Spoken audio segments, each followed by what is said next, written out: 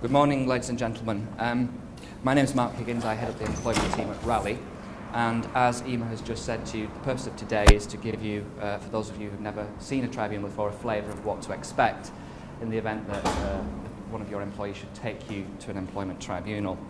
But the real serious message behind today's event is that the employer has lost already before they even get to an employment tribunal. That's the message we need you to understand. It's not really about who wins and who loses on the day. It's about the cost of getting there in the first place. You'll see lots of screaming headlines in the paper about usually people from the city winning millions of pounds in compensation. I'm pleased to tell you that those cases are quite rare. Very, very few. You only need to look at the Employment Tribunal Service's website to see that the average compensation for an unfair dismissal claim is around £5,000 and the average compensation win for discrimination is around £8,000. So those figures, although I'm sure you don't particularly want to write a cheque for that amount to anybody, nonetheless they're not sort of the terrible figures that you'd imagine as portrayed by the media. But behind those relatively modest awards lie the true cost of the proceedings, which are the legal fees. Very few people will be headstrong enough to take on an employment claim themselves unrepresented, because the employment laws are actually very sophisticated, particularly with discrimination, and it will be very difficult to do that. So most people would try to involve lawyers at some point. Now, in today's scenario, you imagine that the respondents have tried to save money by representing themselves right up to the very last minute. And at the last minute, the managing director, or the senior principal, I think he's called, his name's Mr. Buck Witt, decides to hire me, the respondent's lawyer, at the last minute to try and get them out of a mess. And as you'll see during today, I'm going to have quite a few problems with that, because they've already prepared themselves all of their statements. I would obviously not advise anyone to do that in real life, because but the reality is, the sooner that you involve lawyers, actually the cheaper it is, believe it or not, because if you can get expert guidance right from the start, then chances are the claim will never be made to the employment tribunal. And if you can keep a dispute in-house, that's the cheapest place to resolve it. Okay. So, today's event then, in the case of the respondent today, they've obviously not managed to resolve the dispute, and we're here set in employment tribunal. So I want you to imagine now it's 10 o'clock in the morning, which is the time that most employment tribunals begin across the land, and the parties are ready to come in. So without further ado, we'll send for the parties to come in.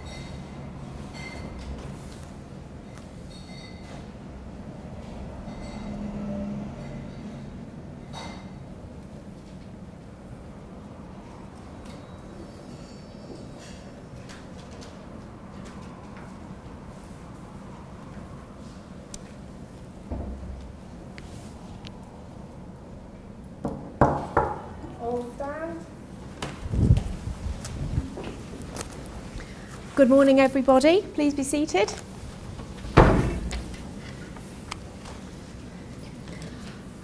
I am Employment Judge Barry, and I've been appointed to hear this case. Representation, who do we have? Yes, ma'am. My name is Frances Nash. I represent the claimant, April Spring, in this matter. Thank you. And Mr. Higgins, you represent the respondent. I represent the respondent, ma'am, yes. And in terms of witnesses today, we have the claimant. Yes, ma'am. Mrs. Spring, where is she? Yeah. Good morning to you, Mrs. Spring. And for the respondent, how many witnesses do we have? We have 3 witnesses, ma'am. 3 witnesses, and who are they? We have the respondent's principal, senior principal, Mr. Buck Witt. Mr. Buckwhitt, good morning to you. His fellow director or principal, Mr. Ray Ling. Mr. Ling, good morning. And the HR manager, Laryngitis. Laryngitis. Good morning to you. Okay, so I think before we start the evidence, it would be helpful just to outline the issues in the case. So I see from the papers that we have two claims, one for unfair dismissal and another for age discrimination. And as I understand it, there are two grounds for the age discrimination complaint. Ms. Nash, correct me if I'm wrong, but the first issue relates to the claimant not being appointed to the project manager post. Yes, ma'am. A post that a Mr. Troy Pod was successful in obtaining. And secondly, the dismissal. Yes, you say that the redundancy was tainted by age discrimination. Is that correct? Have Yes, I that's understood correct, that? ma'am, yeah. Was that your understanding of the issues, Mr. Higgins? It is, ma'am, yes. Well, unless there are any preliminary issues, I suggest that we turn to the evidence, and I'm assuming that the claimant will give her evidence first because this is a discrimination complaint. Yes, ma'am. Just before we do, there is an application which the respondents wish to make. Firstly, to amend the ET3. You'll see before you a draft amendment that I've prepared, and it is the respondents wish to amend the pleadings in this way. Of course, the respondents are conscious of the lateness of this application, and I am anticipating my friend's objections to the lateness, but it should be remembered that until just a couple of days ago, the respondents were not legally represented, and as such they weren't familiar with the employment tribunal process. The amendments that are to be made, we would suggest, reflect the pleadings as they are already pleaded. Just can you briefly outline the amendment that you seek? Ma'am, if you could just turn to the paragraph 5 of the ET3. Yes. What the respondent proposes at paragraph 5.1, or box 5.1, is an amendment to insert a paragraph after paragraph, the current paragraph 2. Yes. As follows. In the alternative, if the respondent has directly discriminated against the claimant, then the less favourable treatment she has suffered was justified as being a proportionate means of achieving a legitimate aim.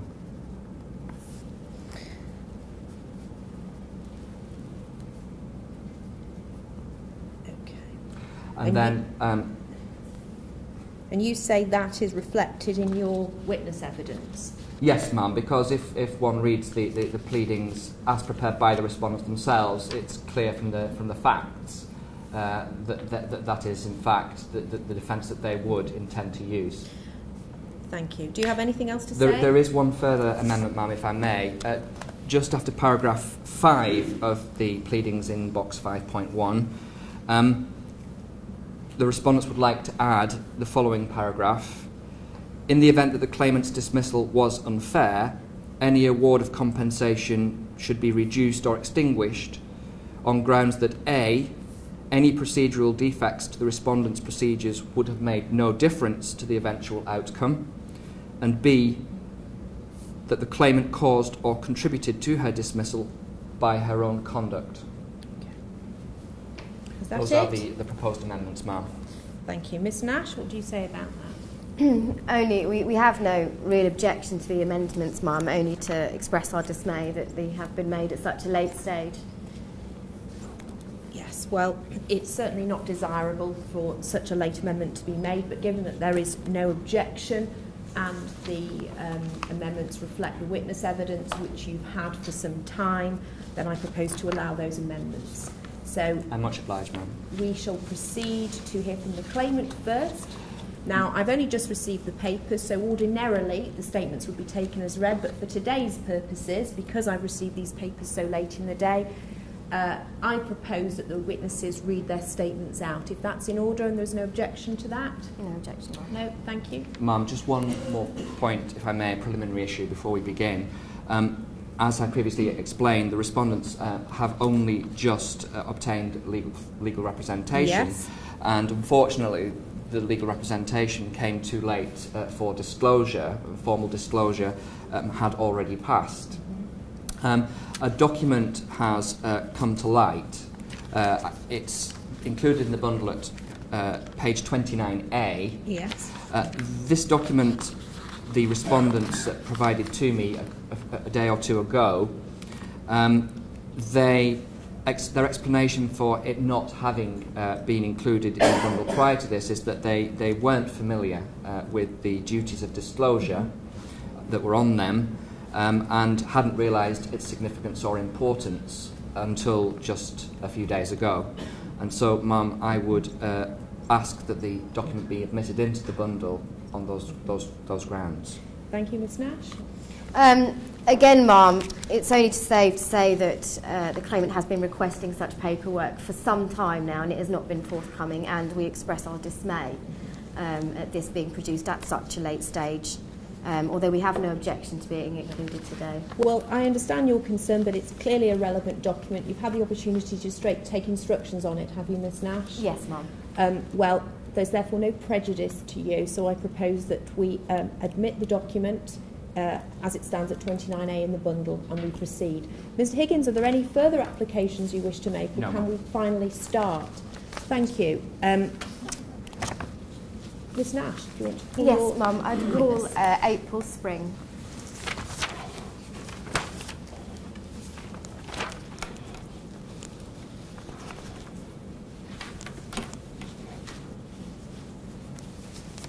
Good morning, Ms Spring. Good morning. Do you have in front of you your statement? I do. Can you please just turn to the back page of that statement for me, please? Yes, To confirm that is your signature I can confirm that. and that the contents are true, Yes, they're true. if you would kindly read out your statement for the benefit of the tribunal.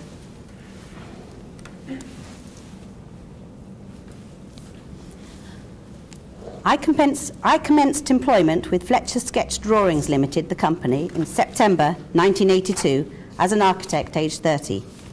Apart from a short break in the mid-1980s, I continued to work for the company until my dismissal on the 18th of October 2013, aged 61. In total, I accrued 31 years' service with this company. For much of that time, I worked alongside Bill Dong and Corey Dorr, who were senior principals of the company. As a junior architect, I worked with them on major projects for commercial property developments in Manchester and Leeds, and learnt a great deal. In 1996, I secured my first project manager role for a housing complex in Burnley, and thereafter I was regularly appointed as a project manager for the company, winning an award for the Royal Institute of British Architects in 2006 for Building of the Year. My last project manager role was in 2011. In 2012, Bill Dong and Corey Dorr both retired. Buck Witt was then promoted to senior principal and Ray Ling to vice senior principal. At the time of their appointments, they were 38 and 42 years of age, respectively. Almost immediately, I felt that I was being pushed out and sidelined by the company. Up until that time, if I was not project managing, I assisted the senior principals with the larger contracts or undertook smaller projects for our regular clients, which did not require a project manager role, but were nevertheless, I retained a certain amount of autonomy over my work. Now I found I was being asked to assist with account managers and archiving requests almost daily, and for most of 2012 and the start of 2013, I was assigned to assisting Troy Pod, a junior architect, on small projects for Bury Council. The working environment had always been very pleasant, but I started to sense a shift in the attitude towards me. On one occasion, Troy Prod shouted across the office, asking me to provide him with a summary report for a meeting he was due to attend that afternoon with Bury Council. Mr. Ling overheard this and shouted, "Hey Troy, don't be adding pressure, lay off April and let her take her time." I found this remark patronising and upsetting, and I have never previously misled a deadline. At a meeting in May of 2013, Mr. Witt referred to the company as being top-heavy, with older grey-haired ideas. and stated that his mission was to bring the company new recognition by bringing in fresh approaches and innovative designs. I felt singled out and humiliated, but said nothing. No one else appeared to object to his remark. In July 2013, the firm secured a major contract with Manchester City Council to design a new velodrome for the city, Velo Track Suti. As usual, the company sent out an email to everyone announcing this new contract and confirming that they would be selecting the team for this project at the end of August, and invited applications for project manager. I applied for the project manager role and felt confident that with my previous experience in designing sports stadiums would stand me in good stead, especially given that no one else in the firm had project managed these types of schemes, and I had very good working relationships with those involved at the council. I was invited to an interview on the 22nd of August 2013. Ray Ling held the interview, and I felt that I appraised myself well and gave a good account of my expertise and suitability for the role. However, Mr. Ling kept on asking me if I felt that I would be able to cope with the strains and pressure of the role. And how would I cope? I told him that I was in excellent health and was well able to deal with any strains or pressure the role would entail. After the interview, Mr. Ling then inquired about my grandchildren and told me that his mother, who is about my age, looks after his children. He makes comments about grandparents having to take on more childcare and then said, "I hope to get to slow down when I reach your age."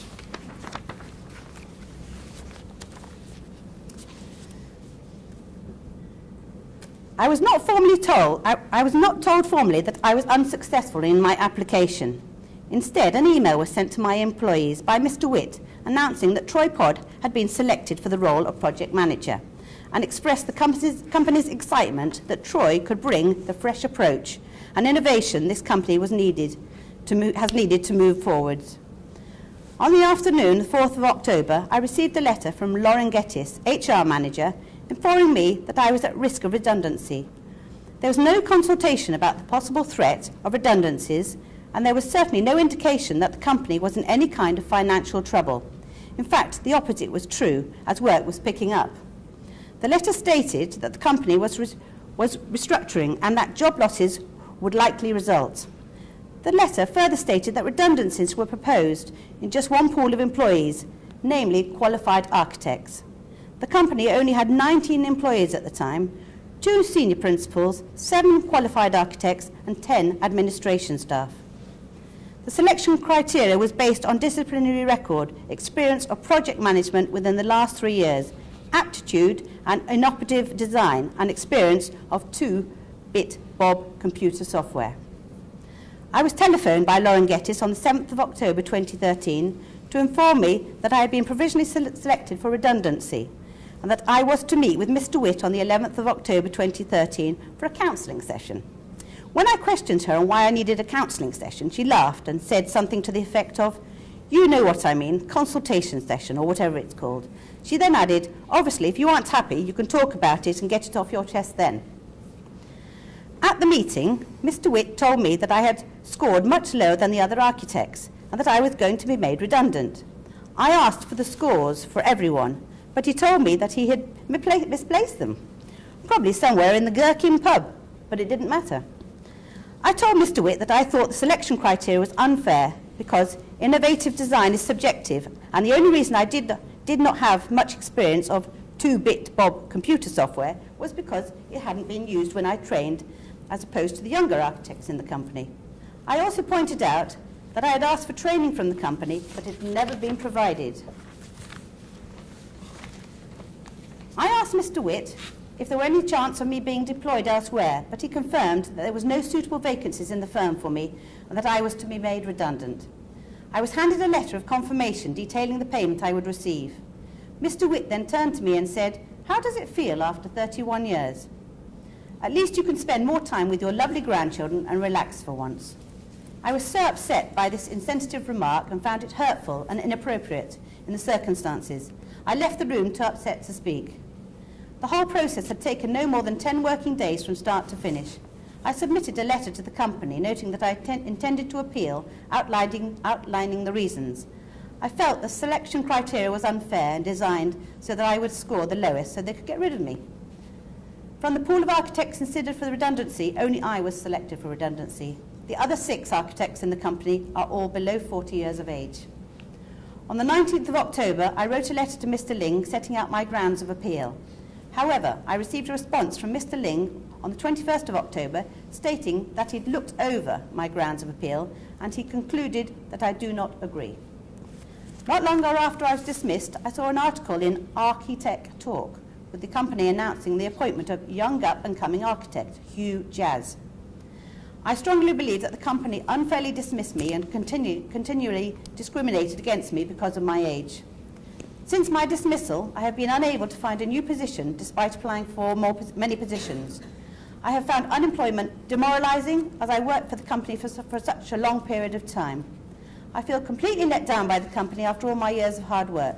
I am very conscious of my age in the market and I'm aware that I am only getting older, which is unattractive to many prospective employers. Sorry. Thank you, Ms. Spring. I don't have any questions for you, but my colleague may do. Mr. Higgins. Thank you, Ma'am. Good morning, Ms. Spring. Good morning. Can I start by asking you how long you've been qualified as an architect? 30 years. 30 years. And for most of this time, it's right, isn't it, that you have been working for the respondent company? I have, yeah. Now, you mentioned in paragraph 2 that you worked principally for Bill Ding and Corey Dorr, the senior principals at the time. That's Yes. right, isn't it? Yep. Would you accept that they took you under their wing, so to speak? Absolutely. And as a junior architect, you were given plenty of scope to develop your talents. Would you accept that? Yes, I was. And you were assigned to your first project management role in 1996, you say. Yes. That's right, isn't it? Yes, I was. And prior to that, you'd be, should we say, honing your skills. Yes. Would you accept that the project management position requires a certain level of experience and skill? Absolutely. It does. And so in the normal course of things, an individual graduating from university, say, with a degree in architecture in their early 20s, could expect to wait some considerable time before they reach a position of project management. Yes. How old were you in 1996, Miss Spring? I was 44. 44.